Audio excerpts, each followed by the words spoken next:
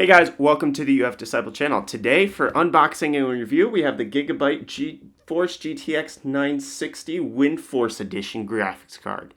So let's get started.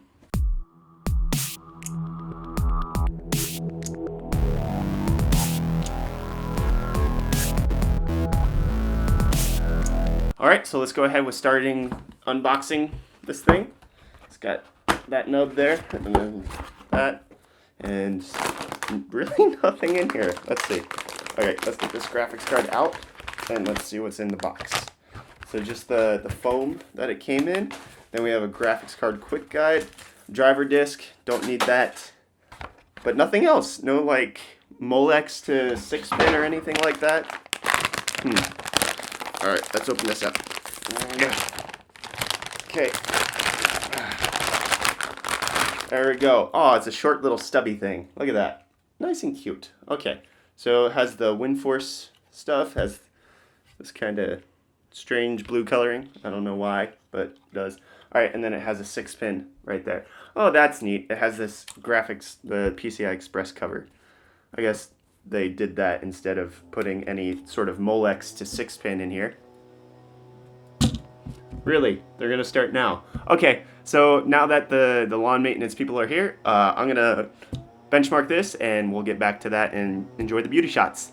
The Gigabyte GTX 960 Windforce Edition is a lower tier GPU sporting two Windforce Edition fans with this copper heat pipe coming out of the top, along with an SLI connector. The 960 Windforce is similar in form factor to a mini ITX card, with it only being 177mm in length. For the output, it has one DVI-D, one DVI-I, one DisplayPort 1.2, and an HDMI 2.0 port. For power requirements, it is recommended that you have at least a 400-watt power supply, and the card only requires a single 6-pin PCIe power connector. For the technical specifications, the Gigabyte GTX 960 Windforce has 1024 CUDA cores, 2 GB of 128-bit GDDR5 VRAM clocked at 3506 MHz out of the box. The 960 Windforce comes with a base clock of 1127 MHz, and my card had a GPU boost clock of 1329 MHz. I was able to overclock the 960 Windforce to 1489 MHz core clock and a 4059 MHz memory clock,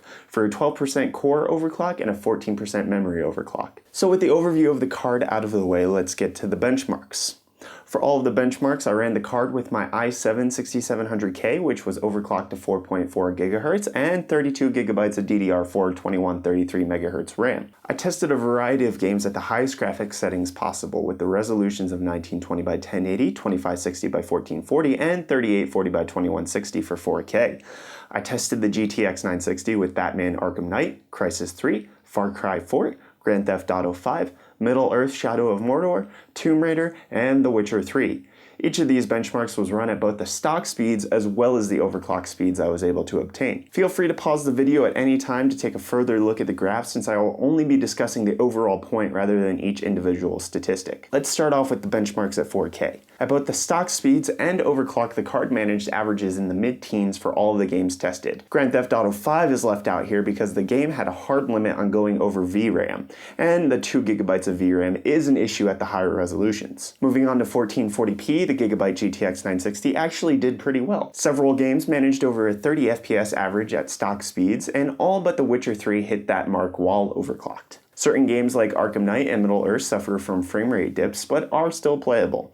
And again, GTA 5 is left out due to VRAM limitations of testing at anything above the normal graphical settings. Finally, 1080p. Here, Arkham Knight, Crysis 3, GTA 5, and Tomb Raider crack a 60 FPS average while overclocked. And The Witcher 3 still punishes the card with being less than 10 FPS over a 30 FPS average while overclocked. So what's the conclusion? Well, the Gigabyte GTX 960 is a serious 1080p performing card.